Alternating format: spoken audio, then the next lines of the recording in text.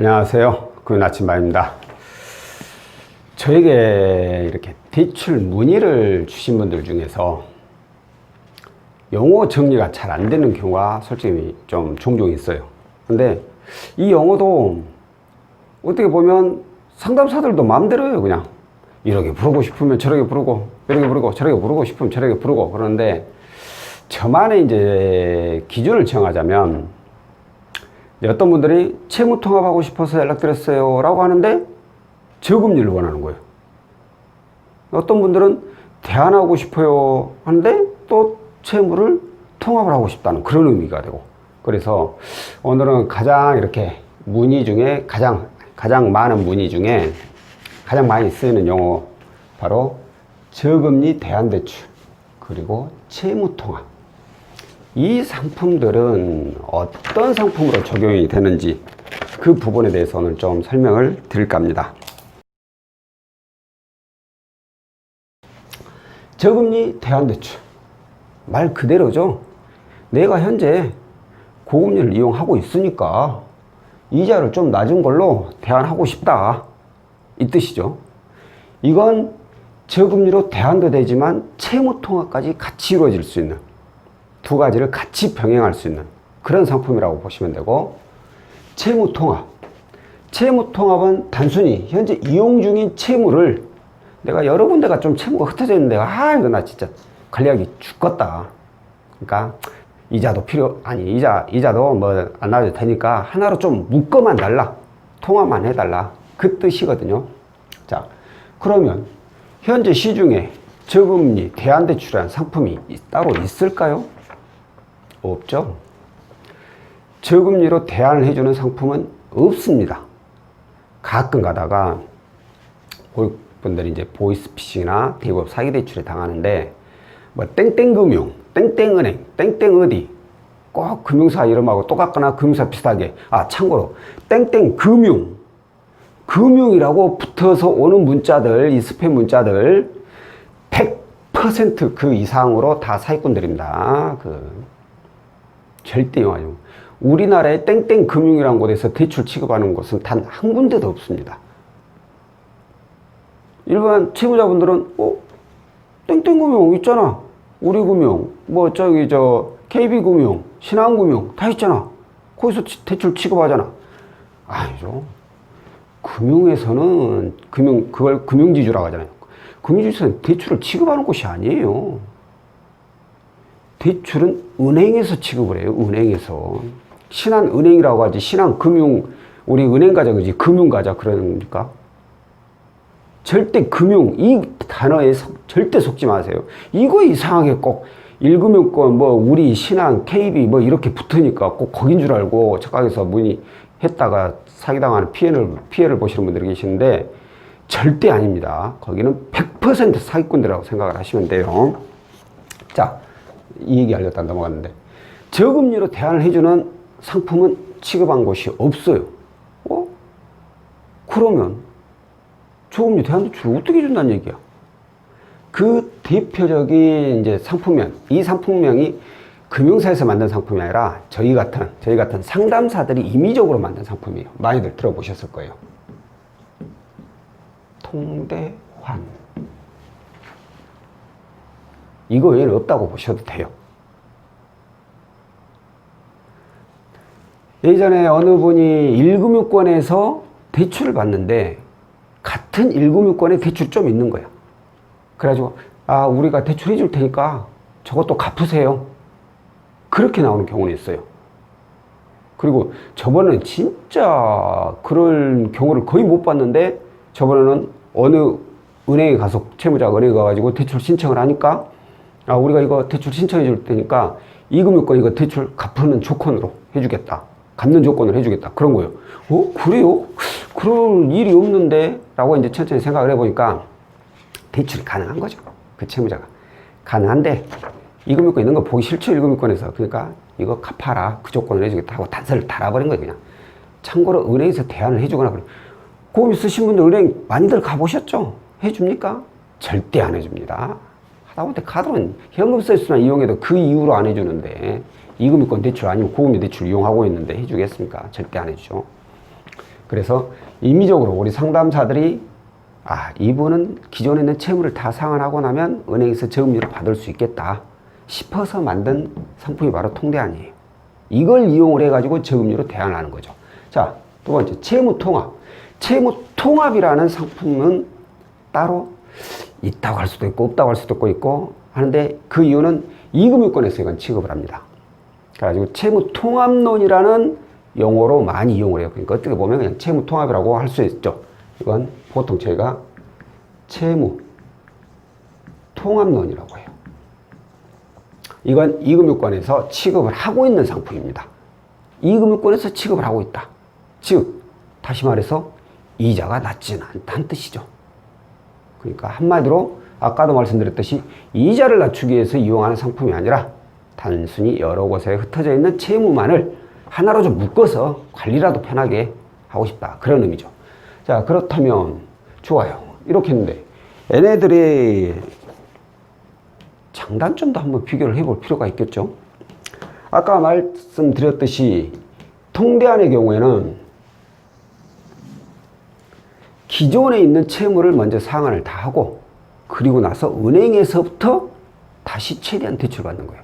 그러므로 곧 1금융권이 우선시가 되죠. 1금융권에서 최대한 받고 나머지 좀 부족한 건 뭐 2금융권 쪽 갈 수 있고, 그죠? 채무통합론. 말씀드렸듯이 이건 2금융권에서만 그냥 취급을 하고 있는 상품이에요. 그러니 1금융권, 2금융권 이 차이가 있겠죠. 자, 이거 그럴 필요가 있나? 자, 그리고 이제 먼저 장점을 한번 볼까요? 저금리로 대안을 했어. 가장 먼저 뭐가 와닿을까요? 그렇죠. 이자를 감소시키죠. 이자를 낮출 수가 있다는 거죠. 현재 내가 중금리든 고금리든 이걸 이용하고 있어. 통대안을 이용해가지고 은행권으로 최대한 대출을 받으면 평균 이자가 어마어마하게 낮아지죠. 대부분은 10% 미만으로 낮춰진다고 봐도 돼요. 이것은 이자 감소는 없다고 해야죠. 단순히 채무를 통합한다는 그 의미로만 봐야 되고. 두 번째, 이자를 감소하니까 어떻게 돼요? 월 불입금도 감소가 되죠. 특히나 이 상품은 저금리로 대안도 하지만 채무도 통합하는 두 가지 효과를 본다고 했잖아요. 그러다 보니까 이자 감소에다가 채무 통합 돼버리니까 그에 더 맞물려서 월 불입금이 엄청나게 낮아지죠. 채무 통합론 마찬가지입니다. 이것도 월 불입금액이 감소가 되죠.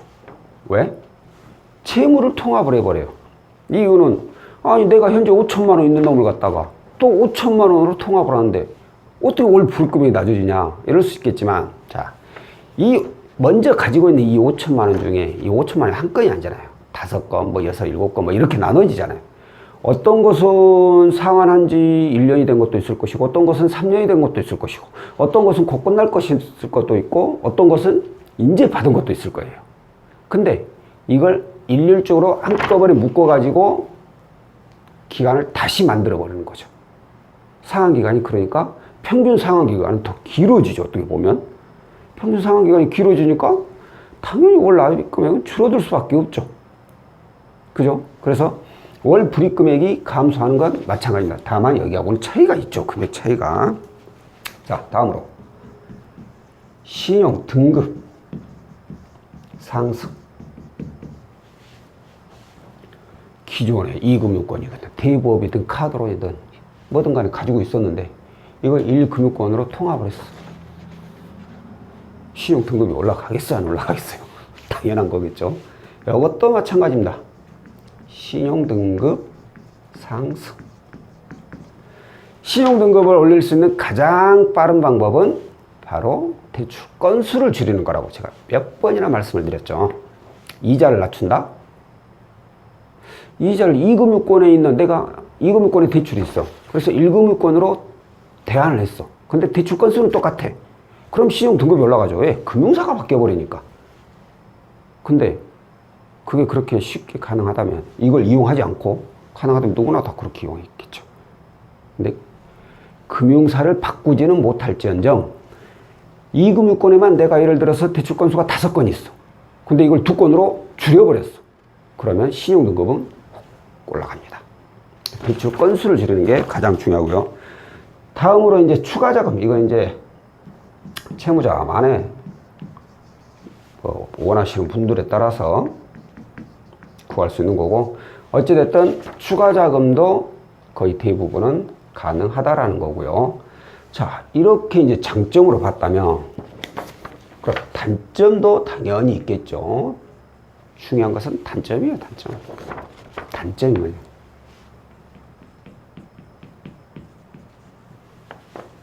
수수료. 가장 불편한 내용이죠. 기존에 있는 채무를 이 통대안을 하는 업체에서 다 상환을 해줘요. 몇 천만 원이, 많게는 억 단위도. 이 많은 돈을 어떻게 보면 채무자한테 빌려주는 거예요. 이유 없이 해줄까요? 그죠? 세상에 공짜가 없죠. 이 수수료가 있다라는 단점이 있죠. 채무통화노 수수료 없어요. 이건 아까도 말씀드렸죠. 이금융권에서 취급하는 신용대출 상품이에요. 취급하고 있고 일반 신용대출이고, 뭐 여기 대신 뭐 대출금 갚아주는 것도 아니고 수수료가 발생될 리가 없죠. 발생될 수도 없고 발생돼서도 안 되고 수수료가 없죠. 단점. 이자 변동이 없다. 변동이 없어. 변동이 없다. 이 말은 좀 그렇고, 그냥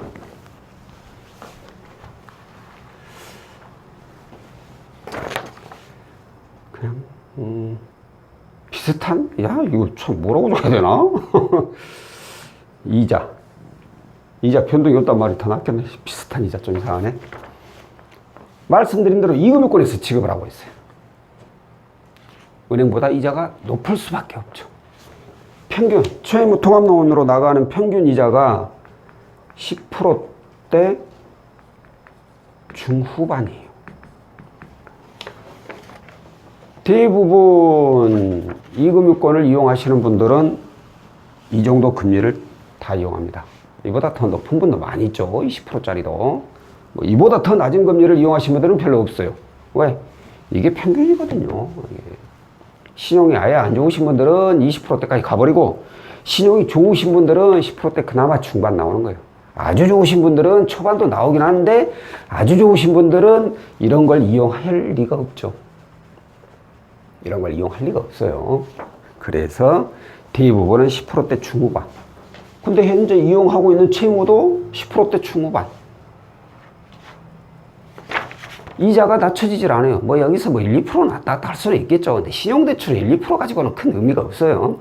1, 2% 많게는 2, 3% 이렇게 왔다 갔다 할 수는 있겠지만 이게 큰 의미는 없다는 거예요.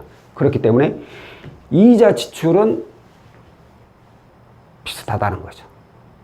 다만 이걸 통합을 함으로써 이런 월 불이익 금액을 낮추고 신용등급을 올릴 수 있다라는 그런 의미로 통합을 하죠.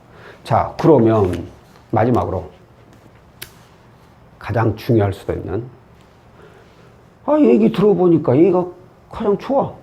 근데 이게 걸리네. 그러면 내 조건에는 얘를 먼저 해야 될까요? 얘를 먼저 해야 될까요? 답이 안 나오죠. 이때는 일반인들 알 수가 없죠. 이거 어떻게 합니까? 제 기준으로 얘기를 드린다면, 이건 채무자의 자격 조건, 자격 사항.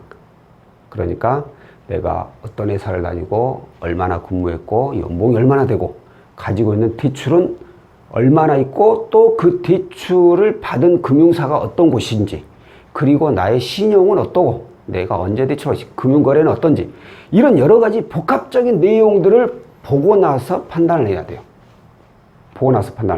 근데 제가 보는 관점에서 저는 통대안을 이용을 먼저 해야 될 분이 있지만 대부분은 채무통합을 저는 우선 추천을 드립니다.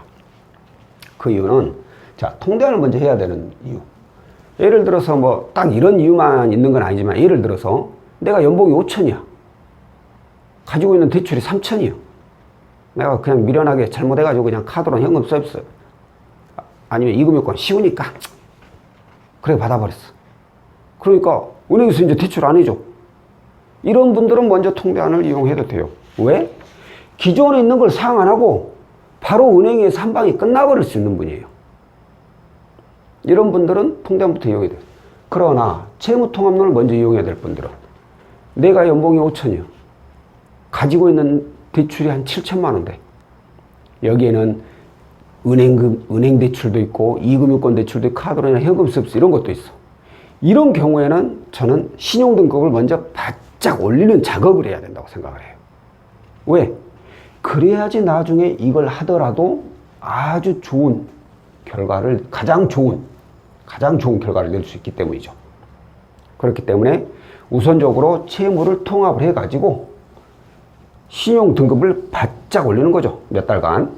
그리고 나서 내가 이제 저금리로 대안을 하고 싶다면 통대안을 그때 신청하면 내가 이용할 수 있는 은행의 최대 금액을 이용을 한다는 거죠. 만약 이렇게 하지 않고 바로 일이 간다면 뭐 당연히 연봉 대비 부채 비율이 낮아가지고 한 방에 끝날 수 있지만 그렇지 않은 분들은 예를 들어서 연봉이 5천인데 내가 일반적으로 다른 분들은 5천만 원까지 은행에서 보통 나와. 일반적인 분들은 대출이 없는 분들 은행 가서. 근데 이분들이 채무가 한 5천 있는데 5천 자체가 뭐 여기저기 흩어져 있고 현금 서비스에다가 이래 넣어줘 보내. 이런 분들 기존에 있는 거 다 상환했다고 해서 무조건 5천이 나올까요? 그러진 않아요. 또. 이제 상황에 따라서 틀리긴 한데 저는 최대한 좋은 조건을 만들기 위해서 이걸 먼저 이용을 하자는 그런 얘기죠. 자, 오늘은 저금리, 이 저금리 대안대출하고 채무통합이 어떤 상품이 적용되는지에 대해서 안내를 해드렸고요. 다음번에는 또 다른 내용으로 찾아뵙도록 하겠습니다. 고맙습니다.